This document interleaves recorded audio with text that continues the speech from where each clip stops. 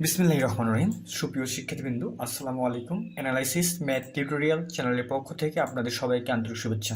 আজকে অনার্স দ্বিতীয় বর্ষের গণিত বিভাগের ফোরট্রান বইয়ের প্রবলেম 50 নিয়ে আলোচনা শুরু করব।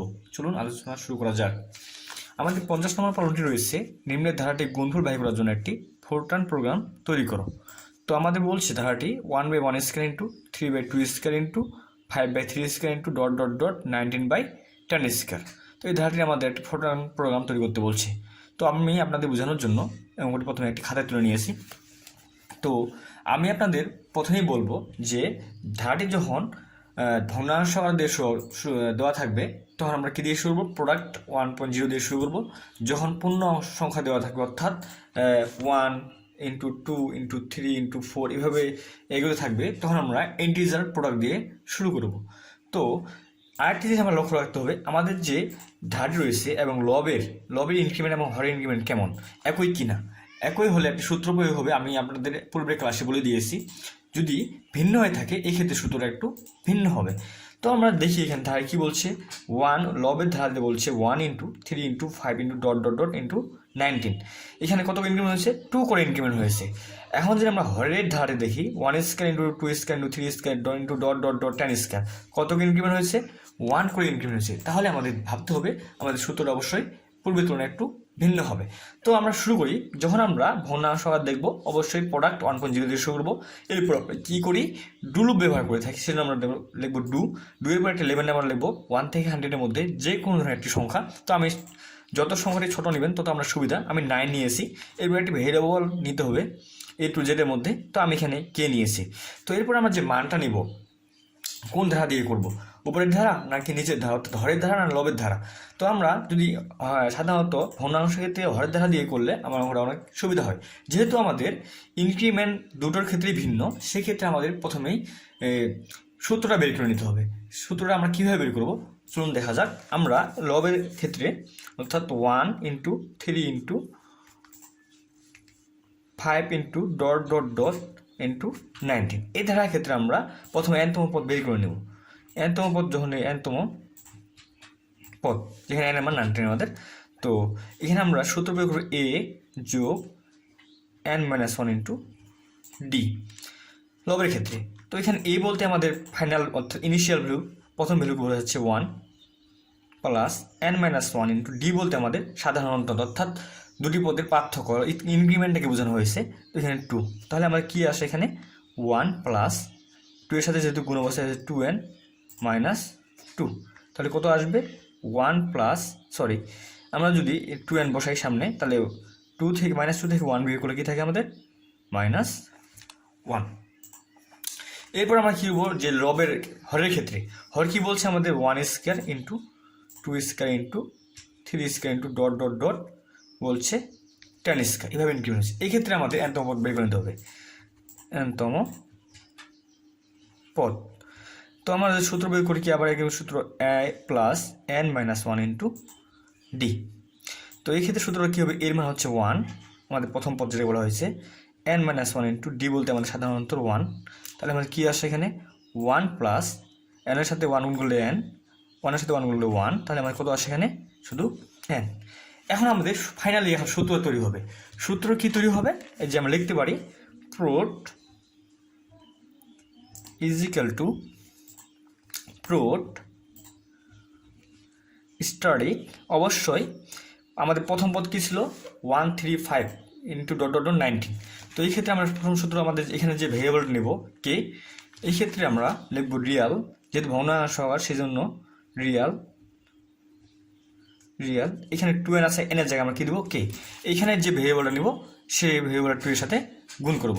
তো আমরা 2 নিলাম, 2 ইন্টু অবশ্যই এখানে n আছে, n বলতে এখানে জায়গায় কী বসবে এই কে, যে ভেরিয়েবলটা নিচ্ছি এখানে আমরা সেটা বসবে, সেজন্য আমরা এখানে কী লিখলাম কে -1 ডিভাইডেড দিব। এখন এই যে ভাগার 1/সামথিং স্কয়ার আছে, সামথিং স্কয়ারের মান কত আসছে? এনতম পদ n বলতে এখানে কী বোঝা যাচ্ছে? এই কে বোঝানো হয়েছে, এই কে রিয়েল কি হবে? রিয়েল কে হবে? এখন রিয়েল কে স্কয়ার হবে। কেন কি স্কয়ার হবে? যেহেতু আমাদের হরে স্কয়ার রয়েছে সেজন্য আমরা এখানে কী দেবো স্কয়ার।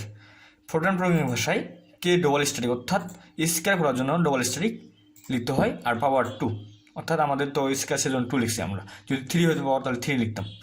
বুঝতে পারছি? তো এখন আমরা কি করব, যেহেতু আমরা হরের ধারা বের করতেছি সেজন্য আমাদের ইনিশিয়াল হচ্ছে 1, ফাইনাল ভ্যালু হচ্ছে আমাদের 10, ইনক্রিমেন্ট হচ্ছে আমাদের কত করে 1 করে। লিখলেও হবে, না লিখলেও হবে, আপনার ইচ্ছা। তো এরপর আমরা কি করব, সূত্র বের করব। সূত্র আমরা কি জানি, ইতিপূর্বে আমরা বের করে দেখাইছি আপনাদের সূত্রটা, যে prod is equal to prod into real 2 static k minus 1 divided real k double static 2। তো আমি এই সূত্র এখানে লিখে ফেলি, যে প্রোট is equal to prot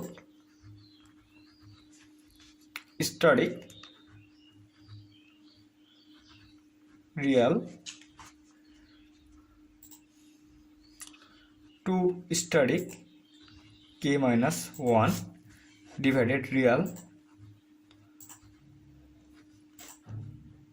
k double static 2। যখনই সূত্র প্রয়োগ হবে তখন কি হবে, লেভেল নাম্বার 9 কে কন্টিনিউ করবে, 9 কন্টিনিউ করবে কতক্ষণ পর্যন্ত, যতক্ষণ পর্যন্ত আমাদের প্রোডাক্টের মানটা 19/10 স্কয়ার না আসে ততক্ষণ পর্যন্ত চলতে থাকবে। তো এরপর কি করবে, প্রিন্ট করবে, সেই জন্য আমরা লিখব print static comma inverted comma কি লিখবো, প্রোট। কাকে প্রিন্ট করবো, এই প্রোডাক্টকে প্রিন্ট করবো, সেই জন্য লিখবো প্রোট ইজ ইকাল টু প্রোট। এরপর কী হবে, প্রোগ্রামটি থেমে যাবে, সেজন্য আমরা ব্যবহার করবো স্টপ। এরপর কী হবে, প্রোগ্রামটি সমাপ্তি করবে, সেজন্য আমরা লিখবো ইন্ট। এই তো আমাদের প্রোগ্রামটি তৈরি হয়ে গেল। যদি আপনি এই প্রোগ্রামটিকে হয়েছে কিনা যাচাই করতে চান, তাহলে আপনার যদি স্মার্টফোন থেকে থাকে কিংবা আপনার যদি কম্পিউটার বা ল্যাপটপ থেকে থাকে, সেখানে আপনি যাচাই করতে পারেন। চলুন আমি আমার কম্পিউটার স্ক্রিনে আমরা নিয়ে যাচ্ছি, কীভাবে এটা আমরা যাচাই করতে পারি। সুপ্রিয় শিক্ষার্থীবৃন্দ, এখন আমি আপনাদের প্রোগ্রামটিকে বোঝানোর জন্য আমার কম্পিউটার স্ক্রিনে নিয়ে আসলাম। তো আপনার যদি ল্যাপটপ বা কম্পিউটার দেওয়া থাকে বা স্মার্টফোন থাকে, তাহলে আপনি আপনার ল্যাপটপ বা কম্পিউটার স্ক্রিনে বা আপনার মোবাইল ফোনে যে কোনো একটি ব্রাউজার ওপেন করবেন। তো আমি আমার সুবিধার্থে ক্রোম ব্রাউজারকে ওপেন করে নিলাম। নেওয়ার পরে আমরা এখানে সার্চ দিব জিডিবি লিখে।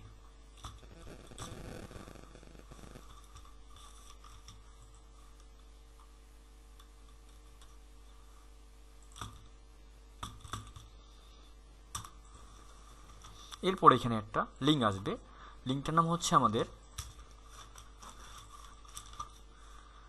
GDB online debugger compiler. তো এখানে আমরা লিঙ্কে ক্লিক করব। ক্লিক করার পরে এখানে একটি পপ আপ আসবে। পপ আপের অনেকগুলো অপশন দেওয়া থাকবে উপরে। এই অপশনগুলোর দিকে না তাকিয়ে আমরা ডানে চলে যাব। সিলেক্ট অপশনে একটা অপশন আছে, সেখানে আমরা ক্লিক করব। ক্লিক করার পর এখানে অনেকগুলো কম্পিউটারের ভাষা দেওয়া থাকবে। এখানে C++, C++14, C++17 এটি এক একটি কম্পিউটারের ভাষা। যেহেতু আমরা ফোরট্রান প্রোগ্রামিং করতেছি, সেজন্য আমরা এই ফোরট্রানে সিলেক্ট করে নেব। সিলেক্ট করার পর পপ আপের উপর অনেকগুলো লেখা থাকবে, এগুলো আমরা সিলেক্ট করে নেব। সিলেক্ট করে ডিলিট করে দিব। যখন আমরা প্রোগ্রামটি লেখা শুরু করব, তখন আমরা কিছু ব্যাক স্পেস দিয়ে নিব। নেওয়ার পর আমরা আমাদের অঙ্কে যাব। অঙ্কে কী লিখছিলাম, প্রথমে আমরা প্রোডাক্ট 1.0 লিখছিলাম। তো আমরা ওইখানে লিখে ফেলি প্রোডাক্ট। যখন আমরা লেখা শুরু করবো প্রোগ্রামিংটা, তখন সবগুলো অবশ্যই বড় হাতে লিখতে হবে। তো আমরা কি লিখবো, সবগুলো বড় হাতে প্রোডাক্ট ইজ ইকাল টু 1.0। এরপর আমরা কি লিখছিলাম, খাতায় যাই, লিখছিলাম do 9k is equal to 1,10,1। তো লিখে ফেলি ডু 9k ইকুয়াল 1,10,1। এরপর আমরা কি করছিলাম, খাতায় দেখি। এরপর আমরা সূত্র প্রয়োগ করছিলাম, prod is equal to prod static real 2 static k-1 divided real k double static 2। আমরা লিখে ফেলি এখানে prod equal to prod static real k to study k minus 1 divided, সেই জন্য আমরা স্ল্যাশ চিহ্ন ভাগ চিহ্ন দিব একটা, ডিভাইডেড রিয়েল কে। এবার কি করব, যখনই সূত্র প্রয়োগ হয়ে যাবে তখন আমাদের লেভেল নাম্বার 9কে কন্টিনিউ করতে হবে। তো এখানে 9 লিখি, এবার কি করি, কন্টিনিউ করব, টি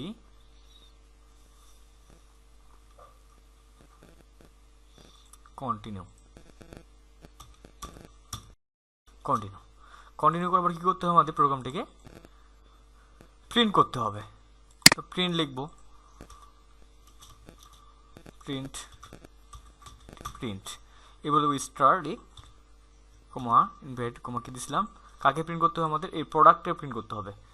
প্রোডাক্ট অর্থাৎ প্রোড যাকে বলি আমরা, প্রোড ইজ ইকুয়াল টু কমা প্রোড। এবার কি হবে, প্রোগ্রামটি থেমে যাবে, সেজন্য কি লিখবো, স্টপ। এরপর প্রোগ্রামটি কি হবে, সমাপ্তি ঘটবে, সেজন্য আমরা লিখবো ইন্ট।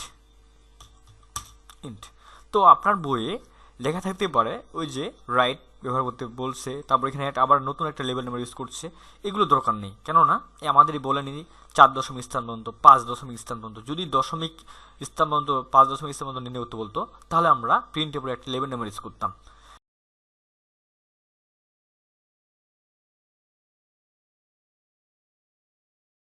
প্রিন্ট করে প্রোডাক্টে প্রিন্ট করতে পারি।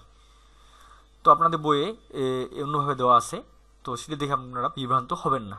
তো এখন আমরা কী করব, লেখা শেষ হয়েছে যেহেতু, আমরা একটু মিলিয়ে নিই খাতায়, শেষের দিকে print prod is equal prod, এবার স্টপ, তারপর ইন্ট। আমরাও লিখে ফেলছি এখানে print study comma invert comma prod is equal to invert comma দিয়ে আমরা কী বলছি, প্রোড লিখছি, তারপর স্টপ করছি, তারপর ইন্ট করছি। এবার আমরা কী করবো, যখন লেখা শেষ হয়ে যাবে তখন আমরা এখানে রানে ক্লিক করব। রানে ক্লিক করলে আমাদের অ্যান্সার চলে আসে নিচের দিকে। আশা করি আপনারা আমার ক্লাসটি বুঝতে পেরেছেন। যদি ভালো লেগে থাকে অবশ্যই আমার চ্যানেলটি সাবস্ক্রাইব করবেন, আর বেশি বেশি করে আপনাদের বন্ধুদের মাঝে শেয়ার করবেন।